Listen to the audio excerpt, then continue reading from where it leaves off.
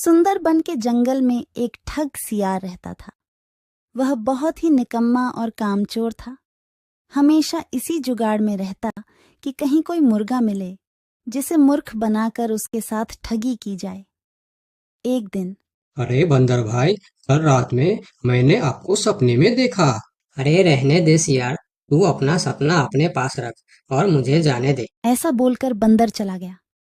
धीरे धीरे सारे जानवर सियार की हरकत को जान चुके थे, इसलिए कोई भी जानवर उसकी बातों में नहीं आता था। अब सियार समझ चुका था कि इस जंगल में उसकी दाल नहीं गलने वाली, इसीलिए वह दूसरे जंगल जाने का निश्चय किया और अगले दिन सियार अपने जंगल को छोड़कर दूसरे जंगल की तरफ निकल पड़ा। दूसरी जंगल में पहुंचते ही दिन भर जंगल का जायजा लिया और शाम होते ही एक गधे को देख उसके पास गया और रुककर बोला, गधे भाई, मैं इस जंगल में नया आया हूँ और शाम भी ढल चुकी है। क्या मुझे एक रात रुकने के लिए आपके पास शरण दे सकते हो? हाँ हाँ, क्यों नहीं। अभी तो तुम इस जंगल में नए हो और हमारे लिए मेहमान हो, और मेहमान तो भगवान के समान होते हैं। ऐसे कहते हुए गधे ने सियार को अपने पास रोक लिया और उसे सम्मान के साथ भोजन कराया। भोजन करने के बाद दोनों आपस में बातें करने लगे। सियार ने गधे से बोला, अरे गधा भाई, इस जंगल में पीपल के पेड़ के पास एक तालाब है। जानते हो उसके बारे में? हाँ हाँ, पीपल के पास एक तालाब है। वह तालाब कीचड़ से भरा पड़ा हुआ है। उसका पानी भी बहुत गंदा हो चुका है। यहाँ का कोई भी जानवर उसका पानी नहीं पीता है। सियार ने अपनी आवाज को धीमा करते हुए बोला, क्या तुम जानते हो, वह सोने चांदी का तालाब है। उसके अंदर ढेर सारा सोना और चांदी छुपा है और उस तालाब का मालिक मैं ही हूँ। सियार का बात सुन गधे ने चौंक के बोला, ये तुम क्या बोल रहे हो सियार भाई? तालाब भी कहीं सोने और चांदी का होता है? मैं भी ऐसे ही सोच रहा था। मुझे भी इस तालाब के बारे में कोई जानकारी नहीं था, लेकिन कुछ ही दिन पहले मेरे पिताजी मरने से पहले सारे संपत्ति मेरे नाम की। उसमें यह तालाब भी है और आज मैं अपने संपत्ति देखने के लिए ही यहाँ पर आया हूँ। यकीन नहीं होता तो यह थैली में देख लो, जो मैंने अभी इस तालाब से निकाला है। सोने के गहने निकालकर गधे को दिखाया, जो उसे ठगने के लिए उसने अपने साथ लेकर आया था। गहने को देखकर गधे को सियार के बात पर विश्वास हो गया और बोला, अरे हाँ, ये तो सचमुच सोने चांदी का है। तब तो तुम बड़े ही भाग्यशाली हो, इसलिए तुम्हारे पास ये सोना चांदी का तालाब है। अब सियार मन ही मन खुश हो रहा था। उसे तो इसी बात का इंतजार था। गधा भाई, मुझे इस संपत्ति से कोई भी लालच नहीं है। मेरे पास मेरे जंगल में और बहुत सारे संपत्ति है, जो मेरे पिताजी ने मेरे लिए छोड़कर गए हैं। मैं तो यहाँ तालाब बेचने के लिए आया था। सोचता हूँ तुम भले जानवर दिखते हो, क्यों ना तुमको ही यह सब बेच दूं। मुझे, यानी यह सोने का तालाब मेरा हो जाएगा और मैं इस तालाब का मालिक बन जाऊंगा। बेचारा भोला भाला गदहा सियार की चिकनी चुपड़ी बातों में बहुत आसानी से आ गया और गधा सियार से सोने का तालाब खरीदने को तैयार हो गया। दोनों के बीच 4 सिक्कों का सौदा तय हुआ। ठीक है सियार भाई, मैं अभी जाकर हिरन के पास से 4 सिक्का लेकर आता हूँ। मेरे पास अपना घर न होने के कारण मैं अपनी सारी कमाई हिरन के पास ही रखता हूँ, और जब भी मुझे जरूरत पड़ता है मैं उससे ले लेता हूँ।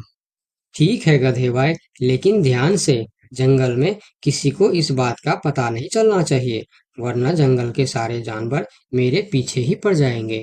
ऐसा बोल सियार गधे को भेज देता है और गधा हिरण के पास जाकर अपना सिक्का मांगता है। गधे भाई, घर में सब ठीक तो है ना?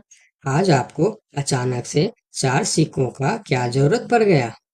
अरे, वह अपने जंगल में जो तालाब है ना, मैं उसे खरीद रहा हूँ। तालाब खरीद रहे हो? क्या करोगे तुम तालाब खरीद के? तालाब का तो पता नहीं, लेकिन उसमें जितना सोना चांदी है वह सब मेरा हो जाएगा। तालाब में सोना? ये तुम क्या बोल रहे हो भाई? मुझे तो कुछ भी समझ में नहीं आ रहा है। मुझे डर है कि तुम कहीं कोई परेशानी में ना आ जाओ। देखो, तुम मुझसे कुछ भी मत छुपाओ। क्या बात है? साफ साफ बताओ मुझे। हमारे जंगल में एक बहुत ही अमीर सियार आया है। ढेर सारी संपत्ति है उसके पास। और तो और हमारे जंगल में जो तालाब है ना, जिसे हम लोग गंदा नाली समझकर उसका पानी भी नहीं पीते हैं, उस तालाब में ढेर सारा सोना और चांदी है। उसने तो मुझे उस तालाब से सोने का गहना भी निकाल कर दिखाया है। उसी तालाब को मैं खरीद रहा हूँ। हम दोनों के बीच 4 सिक्कों का सौदा हुआ है। मुझे तो वह सियार मूर्ख ही मालूम पड़ता है, जो इतने सस्ते में सोने का तालाब बेच रहा है। मूर्ख वो नहीं, मूर्ख तुम हो। भला तालाब भी कोई सोने चांदी का होता है? अरे गधा भाई, तालाब से पानी निकलता है, सोना नहीं।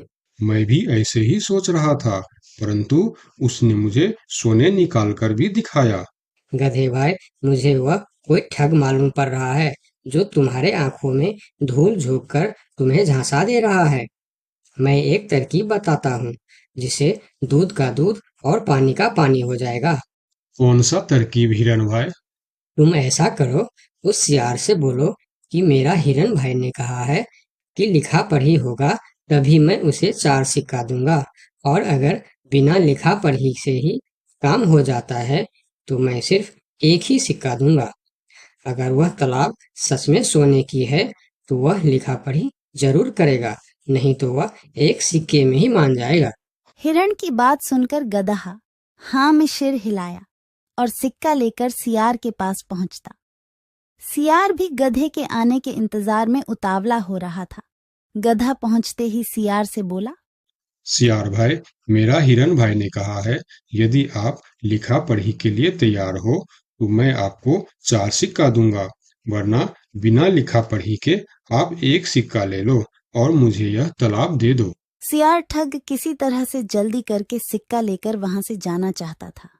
वह बोला, अरे गधे भाई, तुम बड़े अच्छे और भले मालूम पड़ रहे हो, तुमसे क्या लिखा पढ़ी कराना।